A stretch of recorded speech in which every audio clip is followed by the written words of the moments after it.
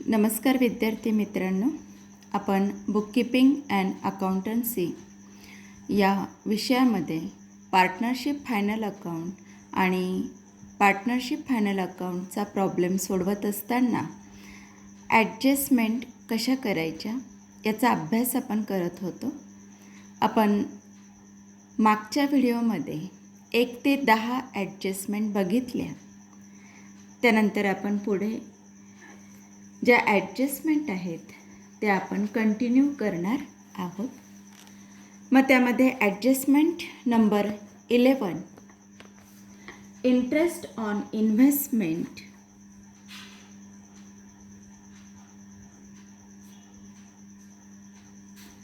Interest on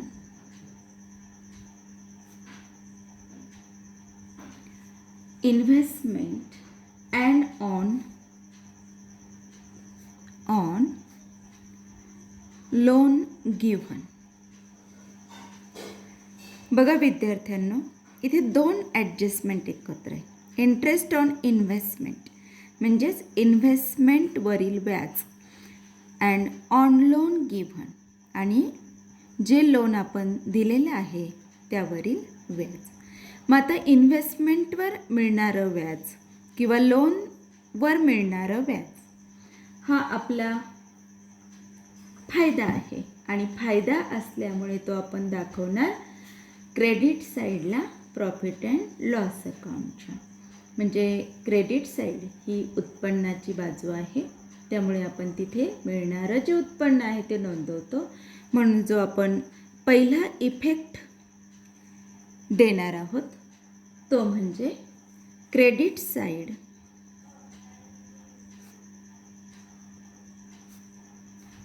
profit and loss account. आणि second effect जो आहे तो म्हणजे आता हे उत्पन्न आहे म्हणजे आपले ॲसेट्स वाढणार आहे, म्हणून आपण सेकंड इफेक्ट देणार आहोत ॲसेट्स साईडला. Balance sheet assets side.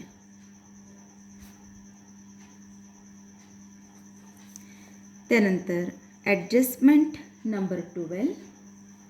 आता यामध्ये गुड्सबाबतच्या ॲडजस्टमेंट आहेत आणि त्या गुड्सबाबतच्या ॲडजस्टमेंट मग आपण पहिल्यांदा बघणार आहोत. 1, एन्श्युअर्ड गुड्स.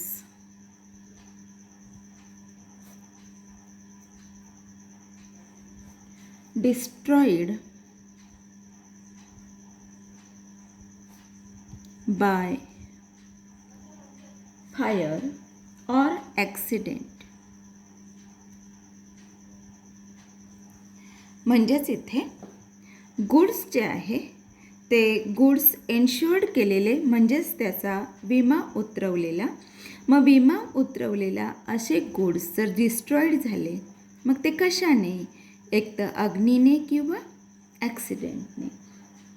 मग आता इथे आपण विमा उतरवलेला आहे.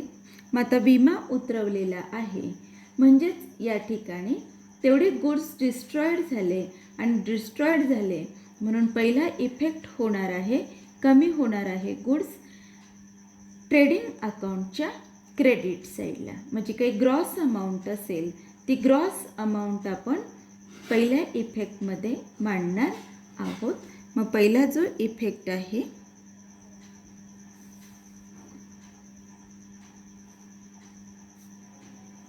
Credit side trading account. आणि जो सेकंड इफेक्ट आहे तो सेकंड इफेक्ट, कारण इथे लॉस होणार आहे, गुड्स डिस्ट्रॉईड झाले, नष्ट झाले म्हणजेच इथे लॉस होणार आहे.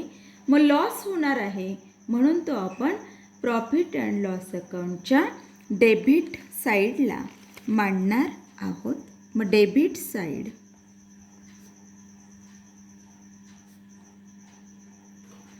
Profit and loss account.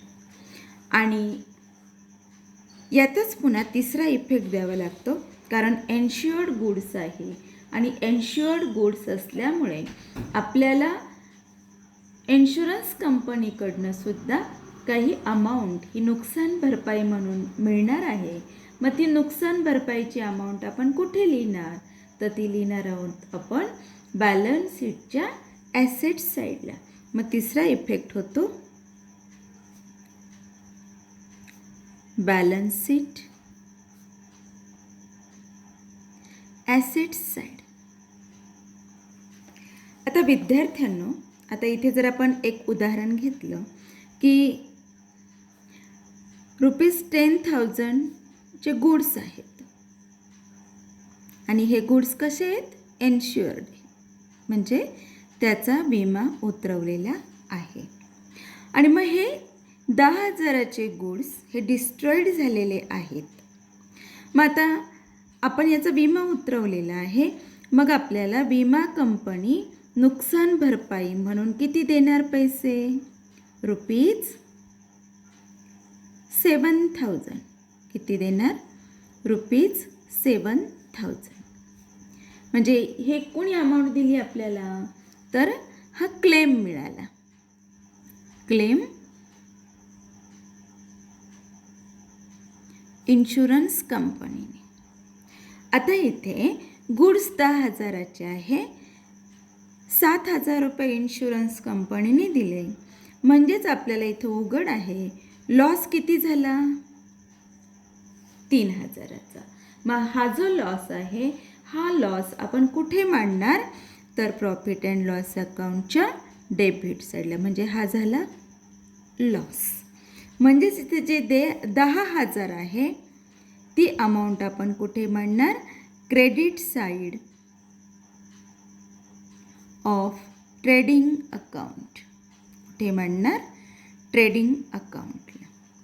7,000 मिळाले आपल्याला इन्शुरन्स कंपनीकडनं, तर ते 7,000 आपण कुठे मांडणार? Asset side,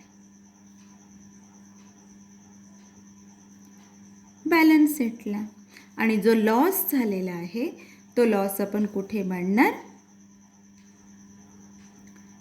debit side, profit and loss account. म्हणजे विद्यार्थ्यांनो, तुमच्या इथे लक्षात आलेलं असेल की जे गुड्स इन्शुअर्ड आहे म्हणजे विमा उतरवलेला आहे आणि ते जर नष्ट झाले तर त्याचा जो पहिला इफेक्ट आहे ग्रॉस अमाऊंटचा, क्रेडिट साईडला म्हणजे पूर्ण रक्कम आपण लिहिणार आहोत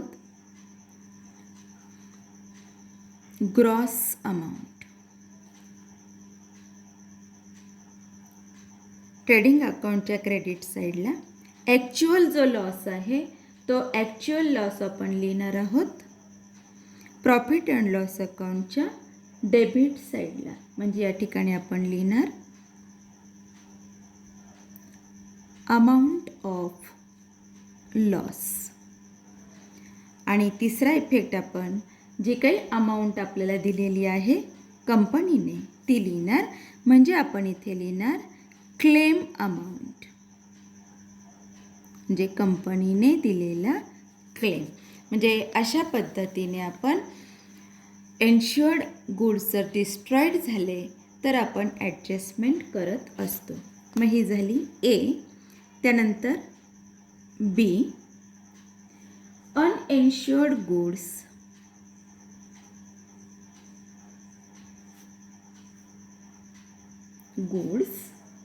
destroyed by fire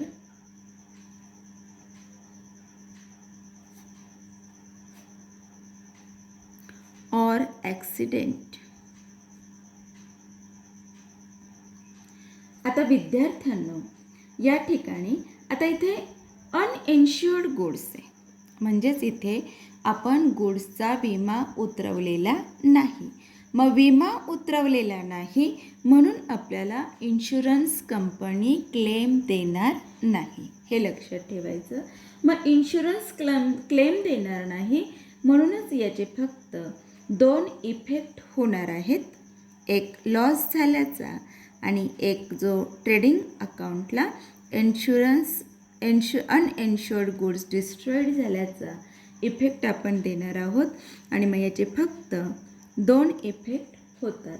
मग त्यातला पहिला इफेक्ट जो आहे तो profit and loss account debit side आणि दुसरा इफेक्ट आहे ट्रेडिंग अकाउंट क्रेडिट साईड. म्हणजे विद्यार्थ्यांना ज्या गुड्सचा विमा उतरवलेला नाही त्यांचे फक्त 2 इफेक्ट इथे होतात. त्यानंतर 13 ॲडजस्टमेंट नंबर 13 गुड्स स्टोलन.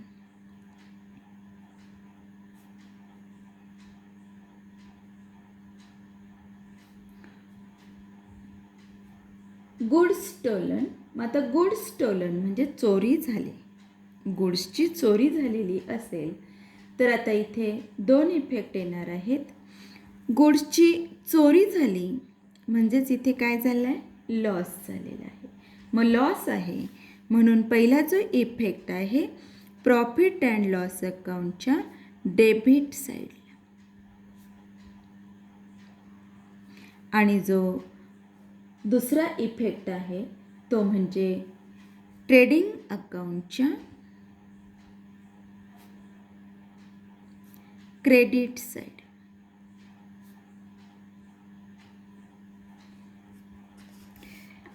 त्यानंतर पुढे विद्यार्थ्यांनो adjustment number 14 goods distributed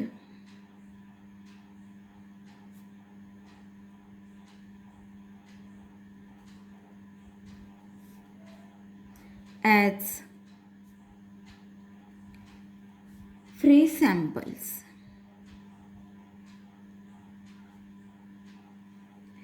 Goods distributed as free samples म्हणजेच इथे मालाचा नमुना म्हणून मोफत वाटप करणे. जे काही गुड्स असेल ते नमुना म्हणून वापरायला देणे, मोफत देणे याला फ्री सॅम्पल्स असं म्हटलं जात असतं. मग त्याचा पहिला इफेक्ट याला आपण विद्यार्थ्यांना थोडक्यात ॲडव्हर्टाइजमेंट असंही म्हणू शकतो. म्हणजे याला आपण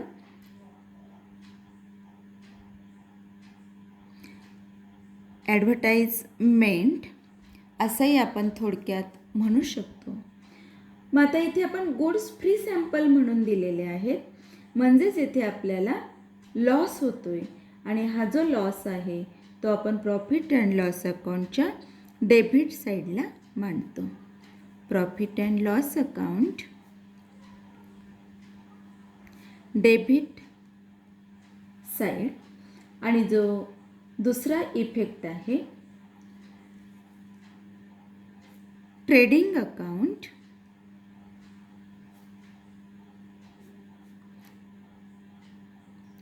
credit side.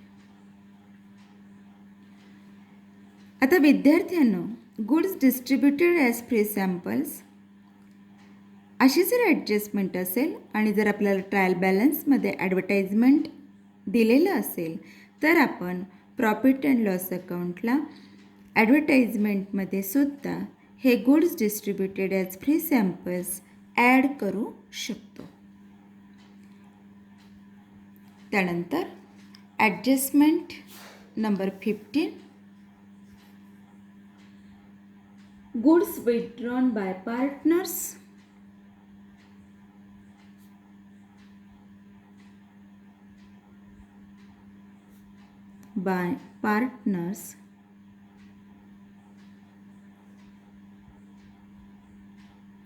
For personal use.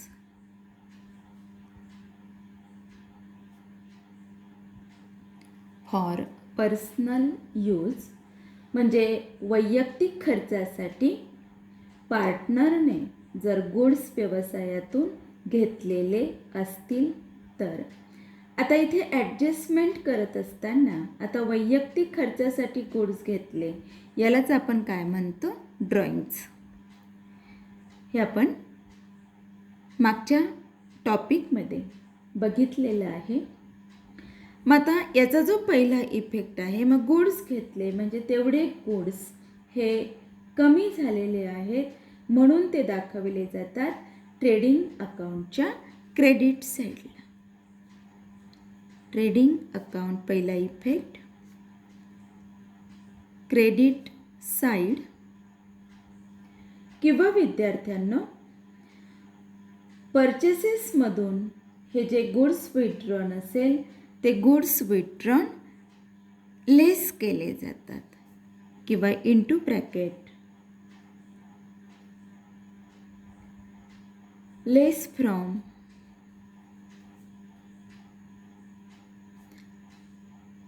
Purchase account, जे परचेस अकाउंटमधनं लेस केले जातात. आणि त्याचा दुसरा इफेक्ट आहे, आता हे पार्टनरशी संबंधित आहे म्हणून मग त्याचा जो दुसरा इफेक्ट आहे तो पार्टनर्स कॅपिटल किंवा करंट अकाउंटला मानला जात असतो.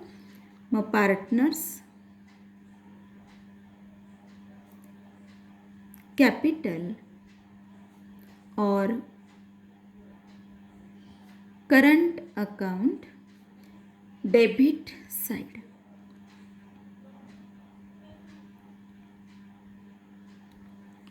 पार्टनर्सचा हा खर्च असतो म्हणून तो डेबिट केला जात असतो. त्यानंतर ॲडजस्टमेंट नंबर 16, त्यातली पहिली ॲडजस्टमेंट ए, अनरेकॉर्डेड परचेसेस.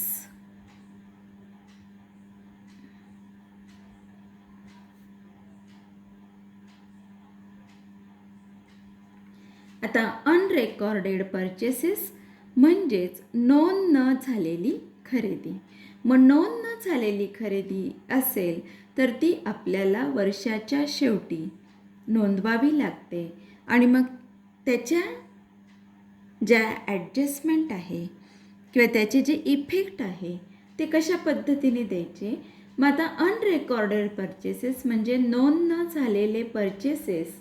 मग हे नोंद न झालेले परचेसेस जे आहे ते परचेसेसमध्ये ॲड केले जात असतात म्हणजेच ते ट्रेडिंग अकाउंटच्या डेबिट साईडला मांडले जातात. ॲड इन परचेसेस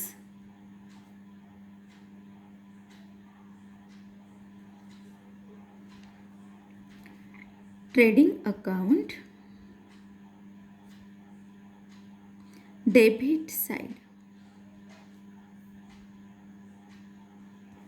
आणि त्याचा दुसरा इफेक्ट आहे अनरेकॉर्डेड परचेसेस म्हणजे इथे आपल्याला पैसे पण द्यायचे आहे आणि मग पैसे द्यायचे म्हणजेच इथे क्रेडिटर्ससुद्धा वाढणार आहे. मग क्रेडिटर्स वाढणार म्हणून ती अमाऊंट जी काही असेल ती क्रेडिटर्समध्ये ॲड करणार. Add in creditors. आणि मग हे क्रेडिटर्स आपण कुठे मांडतो तर बॅलन्स शीटला. बॅलन्स शीटला कुठल्या साईडला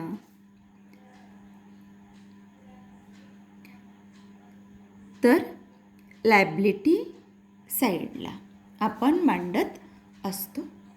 आता ही झाली ए ॲडजस्टमेंट. त्यानंतर ॲडजस्टमेंट बी.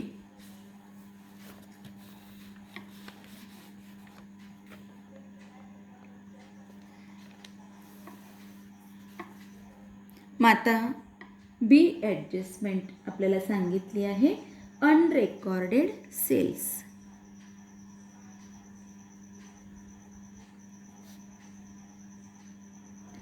अनरेकॉर्डेड सेल्स म्हणजेच नोंद न झालेली विक्री. आणि अशी जर नोंद न झालेली विक्री असेल तर वर्षाच्या शेवटी आपल्याला ॲडजस्टमेंटमध्ये सांगितलेलं असतं आणि मग त्याची नोंद करायची असते. मग आता सेल्स नोंदवायचे म्हणजेच ते वाढणार आहे आणि मग वाढणार म्हणून त्याचा पहिला इफेक्ट दिला जातो ॲड इन सेल्स. आणि मग सेल्स कुठे मांडतो आपण? Trading account, credit side. आता विद्यार्थ्यांनो, आपले जर सेल्स नोंदवायचे म्हणजेच आपले इथे डेटर्ससुद्धा वाढणार आहेत. मग डेटर्स वाढणार म्हणजेच डेटर्समध्ये ती अमाऊंट आपण ॲड करणार. Add in debtors. मग आपण डेटर्स कुठे मांडतो? तर बॅलन्स शीटला. Balance sheet, asset side. Balance sheet, assets side. त्यानंतर पुढे बघा विद्यार्थ्यांनो, एंट्री नंबर 70. त्यातही पुन्हा 2 एंट्री आहे. मग त्यामध्ये घ्या ए, कॅपिटल एक्सपेंडिचर.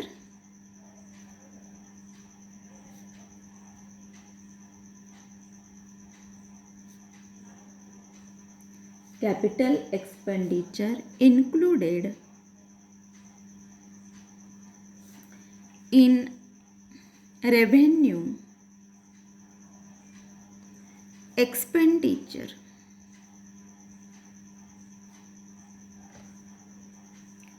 आता या ठिकाणी जे कॅपिटल एक्सपेंडिचर आहे ते कॅपिटल एक्सपेंडिचर रेव्हेन्यू एक्सपेंडिचरमध्ये इन्क्लूड झालेले आहे. याचाच अर्थ असा की भांडवली खर्च महसुली खर्चात समाविष्ट झालेला आहे. मग आता विद्यार्थ्यांनो, याचे आपल्याला 2 इफेक्ट द्यायचे आहे. तर महसुली खर्चात समावेश झालेला आहे म्हणजेच त्या महसुली खर्चातून ती जी अमाऊंट आहे ती अमाऊंट आपल्याला वजा करावी लागेल. मग डिडक्ट फ्रॉम, पहिला effect, deduct from that particular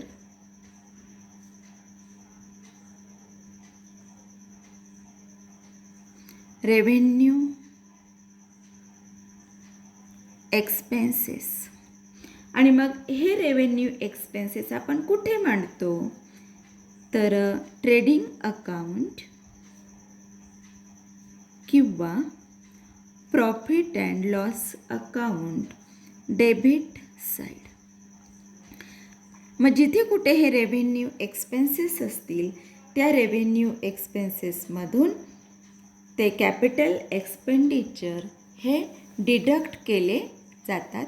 आणि त्याचा दुसरा effect, add to that particular assets.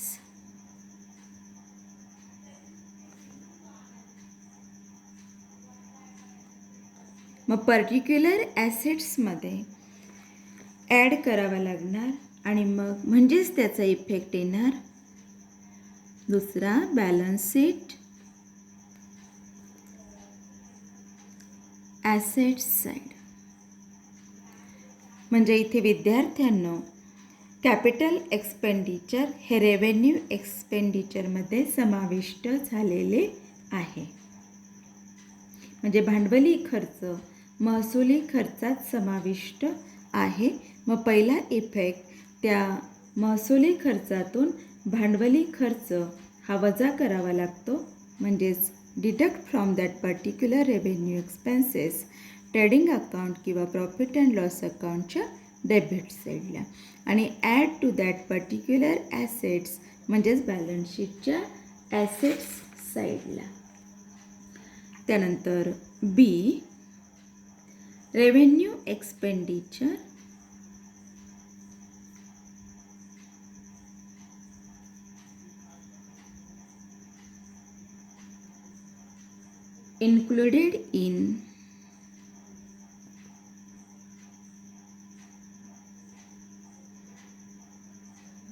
included in capital expenditure.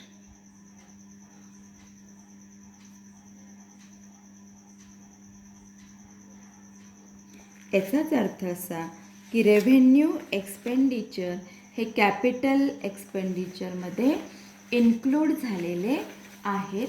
म्हणजेच महसुली खर्च हा भांडवली खर्चात समाविष्ट झालेला आहे. मग इथे सुद्धा आपण जो पहिला इफेक्ट देणार आहोत तो म्हणजे जी पर्टिक्युलर रेव्हेन्यू एक्सपेंडिचर आहे त्यामध्ये तो ॲड करणार आहोत. मग ॲड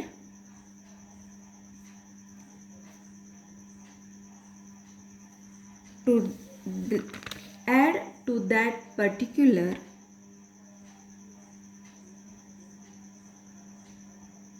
revenue expenditure.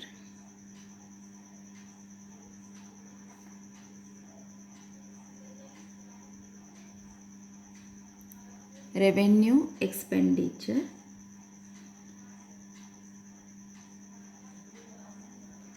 आणि दुसरा इफेक्ट आहे डिडक्ट from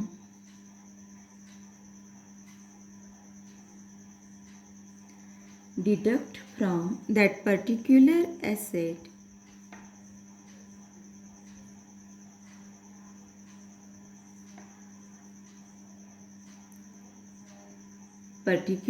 asset म्हणजेच बॅलन्स शीटच्या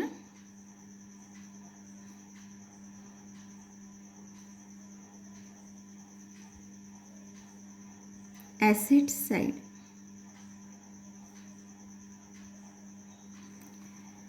म्हणजेच इथे महसुली खर्च भांडवली खर्चात समाविष्ट झाला आहे म्हणून तो महसुली खर्च जो आहे तो त्या खर्चात ॲड करायचा आणि ज्या कॅपिटल एक्सपेंडिचरमध्ये समाविष्ट झालेला आहे तेथून तो लेस करायचा. त्यानंतर पुढे adjustment number 18 bills receivable dishonoured.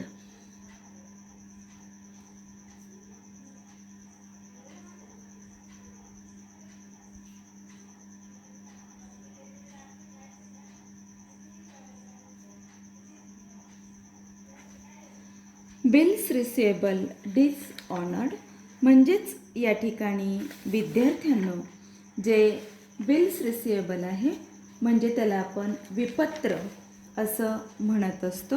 मग हे बिल्स रिसिवेबल डिसऑनर्ड होतात म्हणजे जी आपल्याला हुंडी मिळालेली असते त्या हुंडीचा किंवा विपत्राचा अनादर होतो म्हणजे आपल्याला पैसे मिळत नाही. आता विद्यार्थ्यांनो आपण ज्या ज्या ॲडजस्टमेंट बघितल्या त्या ॲडजस्टमेंटचा काही इफेक्ट आपण प्रॉफिट अँड लॉस अकाउंटला देतो, काही ट्रेडिंगला देतो, काही बॅलन्स शीटला देतो. पण आता इथे बघा हे दोनही इफेक्ट जे आहे ते आहेत बॅलन्स शीटला. तुम्ही म्हणाल असं का बॅलन्स शीटलाच दोन्ही इफेक्ट आहे तर बिल्स रिसिवेबल हे आपण बॅलन्स शीटला म्हणतो आणि मग बिल्स रिसिवेबल म्हणजे पैसे आपल्याला जर मिळाले नाही तर इथे आपल्याला जे डेटर्स आहे ते डेटर्स आपले वाढणार असतात. मग त्याचा पहिला जो इफेक्ट आहे तो पहिला इफेक्ट म्हणजे deduct from bills receivable. Deduct from bills receivable. तर इथे पैसे मिळाले नाही किंवा हुंडीचा अनादर झाला म्हणजेच पैसे मिळाले नाही म्हणून मग ते बिल आलेलं नाही म्हणून बिल्स रिसिवेबलमधून ते बिल काय केलं जातं वजा केलं जात असतं आणि मग हा इफेक्ट कुठे दिला जातो तर बॅलन्स शीटच्या ॲसेट साईडला. बॅलन्स शीट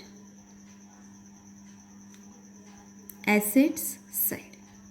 आणि त्याचा सेकंड इफेक्ट की बिल्स रिसिवेबल फेल्युअर केलेला आहे म्हणजेच त्याचे पैसे आपल्याला मिळणार आणि पैसे नंतर मिळणार म्हणजे डेटर्स आपले वाढणार म्हणजेच ते आपल्याला इथे डेटर्समध्ये ॲड केले जाणार म्हणून add in debtors.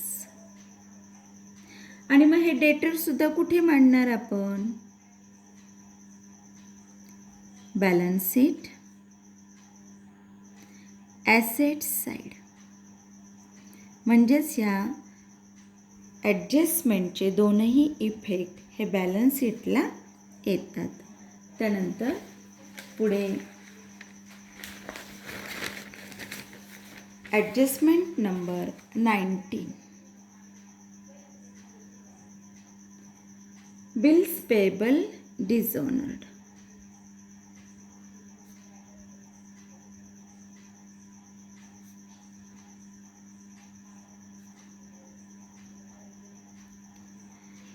Bills payable dishonoured म्हणजे जी दिलेली हुंडी आहे किंवा विपत्र आहे ती अनादरित होणे, म्हणजे आपण त्याचे पैसे देऊ शकत नाही. मग पैसे देऊ शकत नाही म्हणजेच त्या बिल्स पेएबलमधनं तेवढी अमाऊंट ही डिडक्ट केली जाते.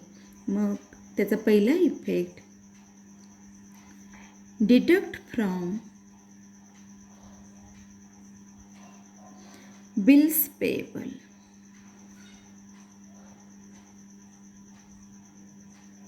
मग आता बिल्स पेएबल आपण कुठे मांडतो? Balance sheet, liability side.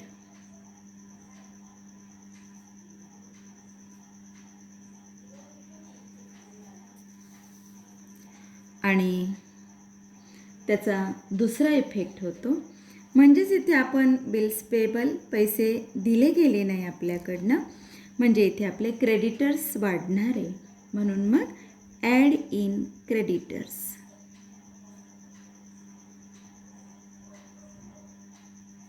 मग क्रेडिटर्स कुठे मांडतो आपण?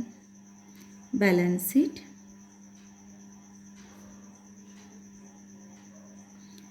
Liability side.